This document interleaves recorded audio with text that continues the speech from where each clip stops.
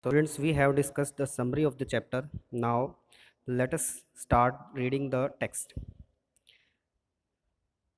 First of all, we should read about the writer, about the author.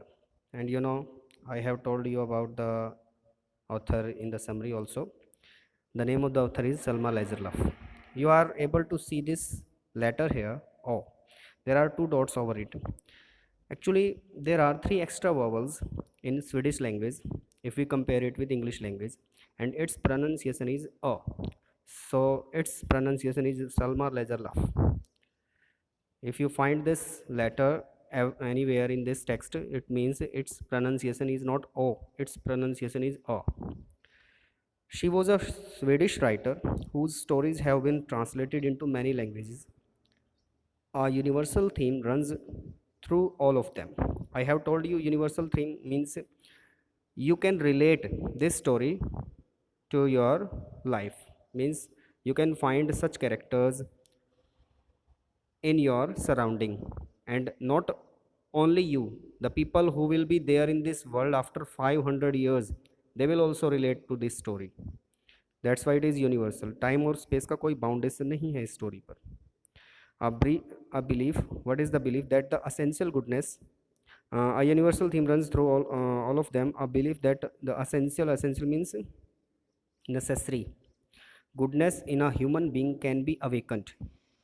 It can be incited. Means the goodness of a person can be incited. It can be awakened. You can make a bad person a good person through understanding and love. If you understand the point of view of the person and you treat him with love, you can make him a good person. This story is set amidst the mines of Sweden. Amidst means in the middle of mines of Sweden, rich in iron ore. So these mines are rich in iron ore means kacha loha, which figure large in the history of legends of that country. The story is told somewhat in the manner of a fairy tale. Means जैसे fairy tale सुनाई जाती है, in the same way this story has been told. So I have told you about the writer that she won the Nobel Prize for her stories, and all her stories are very inspiring. They are very beautiful, and they have been translated into many languages. And you know why? Because these are liked all over the world. That's why they have been translated into many languages. There are some phrases, the meaning of which you will have to find in the text. And I think you all have books, so you will be able to read them, so I don't need to read them. But if you read them, try to find out the meaning while reading the text. So read them carefully. Let us move next. Let us begin the chapter. Once upon a time there was a man who went around selling small red traps of wire. So he sold small red traps of wire. He made them of wire, and he was a very poor person. He made them himself at odd moments. Whenever he was free, whenever he had nothing to do, he did this work of making wire, red traps of wire. Odd moments means when he had nothing to do. From the material, how did he make it? He used the material he got by begging in the stores or at the big farms. So he begged for this material so that he could make red traps. But even so, the business was not specially profitable. He didn't earn much money with that business. So he had to take help of both begging and petty thievery. Means he had to beg as well as do thievery. Petty thievery means useless, means he stole small objects. According to him, these things could be sold, these he could earn a little money, but these things were not of so much importance for those people. So it is mentioned here petty thievery, छोटी मोटी चोरी कर लेता था वो. And why did he do this? He did this to keep body and soul together, so that he can keep alive. The first phrase we have found here, body and soul together. Keep body and soul together means to keep himself alive. So he had to do uh, thievery, he had to do begging, he had to sell rat traps, he had to make them. So all these things were done by him just to make himself alive. Even so, his clothes were in rags, his cheeks were sunken, and hunger gleamed, hunger shone in his eyes. So it could be seen by the person who came in contact with the beggar that he was hungry.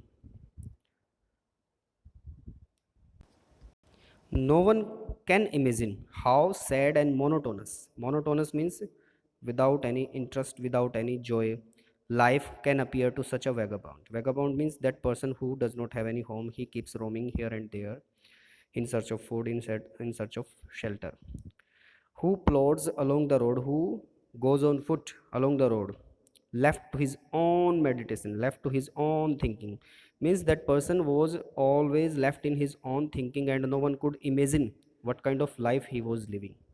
But one day the man had fallen into a line of thoughts, means he had a line of thoughts, means many ideas which really seemed to him entertaining.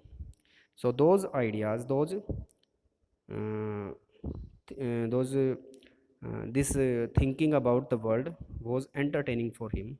He had naturally been thinking of his rat traps when suddenly he was struck by the idea that world the whole world about him, the whole world with its lands and seas, its cities and villages, was nothing but a big rat trap. So he thought that the whole world was a rat trap.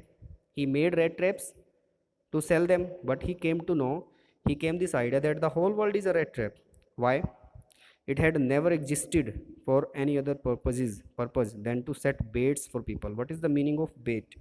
Bait is that thing which is used to make someone to allure someone. Means we put something in a rat trap so that a rat comes to eat it. That is bait. That is the thing which incites the rat to come in that rat trap. वो हम बोल सकते हैं कि that is a greed, lalach. So all the things here are baits. It offered riches and joys. Riches and joys are baits. Shelter and food are baits. Heat and clothing are baits.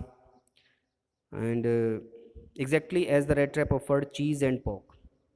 As we use cheese, pork, and other eatable things in the rat trap, these things are also baits. Means if a person wants to become rich, he is allured, he would do anything, he would take risk, and he can go on wrong path also. He can get trapped in just the desire of getting rich. So all those things which give us joy are baits, and in search of all these things, in the effort of getting all these things, a person takes risk and he gets caught. So he was having this idea about the world. It closed in on him, and then everything came to an end. As in rat trap, rat gets caught because of the greed of the bait. People in this world are also trying to get something for their enjoyment, and they are also get caught. So this world has offered many things as bait, and baits, as these baits are enforcing us, these baits are alluring us to get caught in the difficulties. So this idea the rat trap peddler had. The world had of course never been very kind to him, so it gave him unwanted joy, means unprecedented, means बहुत ज़्यादा joy. Think ill of it. The world was hostile for that person. The world had never treated him in a good way, so if he was thinking of ill of the world, it was giving him joy. It became a cherished pastime of his during many dreary ploddings. Dreary means boring, ploddings means uh, journey on foot, to think of people he knew who had let themselves be caught in the dangerous snare. Snare means trap, and of others who were still circling around the bait.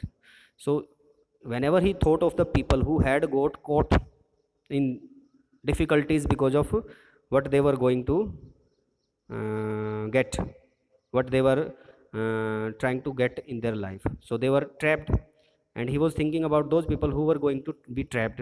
So whenever he thought about those people who were caught in the difficulties, or who were trying to get themselves caught in the difficulties, it gave him a lot of joy, because these people were very cruel to him.